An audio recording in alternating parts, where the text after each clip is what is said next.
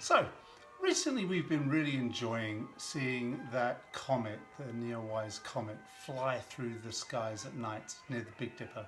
It's been really beautiful to look at, and I hope you got a chance to see it. Apparently it is still visible, but probably not for much longer, and if you miss it now, you won't get to see it again unless you're Methuselah and live to be more than 7,000 years old, because apparently that's how long it takes to return to our heavenly bodies. But I wanted to make a cocktail that would sort of mark its visit. So today I'm going to make something that I invented because I couldn't find quite the right thing out there on the interwebs. And I'm calling this a Blazing Comet.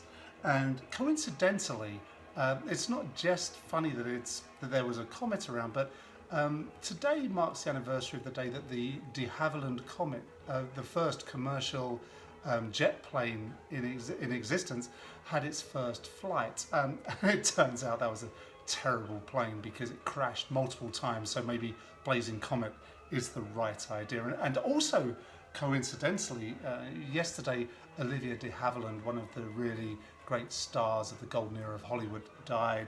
So marking her with a drink that refers maybe in some ways to the de Havilland Comet is kind of interesting. But enough of that blabber, let's get on and see what this cocktail is going to be like. The Blazing Comet. It's a cognac drink. I'm going to put in 1.5 ounces of VSOP cognac into my mixing glass, which conveniently already is filled with ice. And then to capture the idea of that red blazingness of the comet, I'm going to put in 3/4 of an ounce of cherry brandy. And it's really a sort of red-orange. When I looked there, you could see it with your naked eye, better with binoculars of course. It was more sort of orangey red to my way of thinking. Maybe that's just me because I'm blind as a bat. But so I'm putting something orange in there, not orange coloured unfortunately, it's more orange flavoured. I'm putting 3/4 of an ounce of orange liqueur, like so. And then finally, I'm going to put in some bitters, and I thought the thing that would bring it all together would be chocolate bitters. I'm putting Aztec chocolate bitters, just a couple of dashes of that. Aztecs, of course, kind of worship the sun in many ways, so maybe this is kind of captures that heavenly body kind of thing that this drink is also trying to capture. I'm just going to give that a little stir here.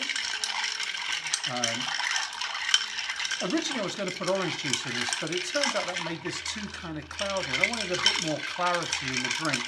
So with a citrus drink, you'd often shake it as well, and I didn't want to shake it, that's why I'm stirring. Yes. And that seems cold enough to me, so I'm going to pour that into my cocktail glass. That's a gorgeous colour actually just there. And then of course, heart of a comet must be a cherry. We know that little heart of sweetness there, of deliciousness. Pop that into there. But this is a Blazing Comet. I've got to make it blaze. And to do that, I'm going to pick up one of my favourite brands of rum, which is Cruiser, and they make an overproof rum.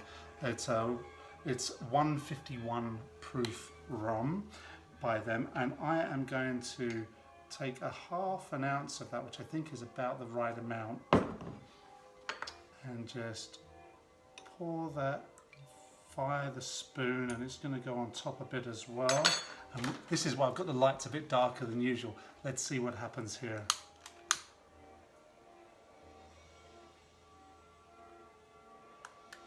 There we go. I don't know if you can see that blazing heart of the comet, but there it is. It's beautiful. Don't forget, oh no, it's catching as well as it flies through the sky. Really quite an amazing drink. Don't forget to blow out the flame before you try to drink it.